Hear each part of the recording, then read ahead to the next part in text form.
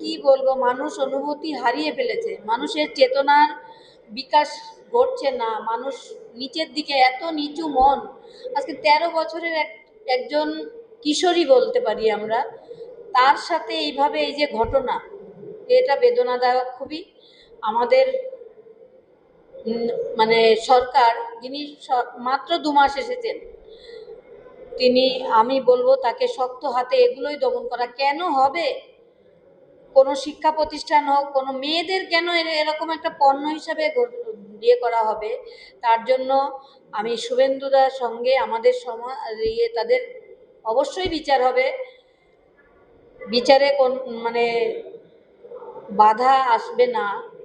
কিন্তু বাবা মা তো আর কিছু পাবে না, বলুন, বাবা মা কি পাবে? বিচারটা হবে, কিন্তু বাবা মার যে ঘরটা শূন্য হয়ে যায়, সেটা আমার ঘরটা যেমন শূন্য হয়ে গেছে, বিচার আমি অবশ্যই পাবো।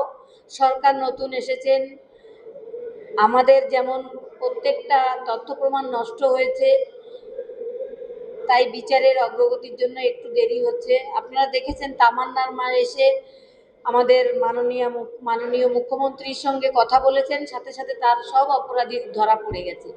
এরকম সব অপরাধীরা ধরা পড়বে, বিচার হবে, পুলিশ ঠিক করে তদন্ত ভার করবে। আগামী দিনে গত যে মুখ্যমন্ত্রী ছিলেন, তার আমলে যে দুর্নীতি হয়েছে, এটা তারই ফল। তারা এমন কিছু সৃষ্টি করে গেছেন, মানুষকে শিক্ষা থেকে, স্বাস্থ্য থেকে, সব কিছু থেকে মানে সরিয়ে রেখে মানুষ কিভাবে খেলা মেলা, মদ জুয়া এসবে মত্ত থাকতে পারে, সেই জায়গাটা তিনি ভালোভাবে দেখতেন। তারই ফলস্বরূপ আজকে এই যে 13 বছরের মেয়েটা, তার চলে যেতে হলো। এটা একদম আমি চরম ধিক্কার জানাই, এবং এই প্রতিবাদ আমিও করব। এটা সহ্য করার মতো বিষয় নয়।